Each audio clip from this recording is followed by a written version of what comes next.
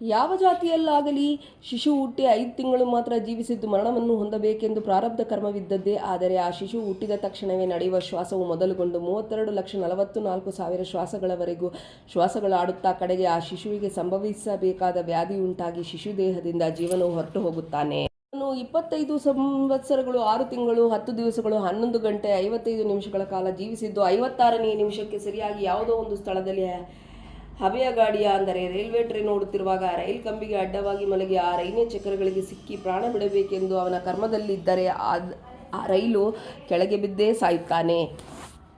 ಇನ್ನೂ ಅನೇಕರು ಸರ್ಪದಷ್ಟರಾಗಿಯೂ ನದಿ, ಕೆರೆ, ಕುಂಟೆ ಮೊದಲಾದವುಗಳಲ್ಲಿ ಬಿದ್ದು ಮತ್ತು ಅನೇಕ ವಿಧವಾದ ದುರ್ಮರಣಗಳಿಗೆ ತುತ್ತಾಗುವರು. ಆದುದರಿಂದ ಇನ್ನು ಮುಂದೆ ತಮಗೆ ದೊರಕುವ ಜನ್ಮದಲ್ಲಿ ಉತ್ತಮ ಗತಿಯುಂಟಾಗಬೇಕಾದಲ್ಲಿ ಅಸತ್ಯವನ್ನು ನುಡಿಯದೆ ಸತ್ಯಹಾದಿಯನ್ನು ಹಿಡಿದು ಪರಸ್ವತ್ತಾಪಹರಣಕ್ಕೆ ಗಮನ ಕೊಡದೆ ಧರ್ಮ ಮಾರ್ಗದಲ್ಲಿ ನಡೆಯಬೇಕು ಎಂದು ಕಡಪ ಸ್ವಾಮಿಯವರು ತಮ್ಮ ಜೀವ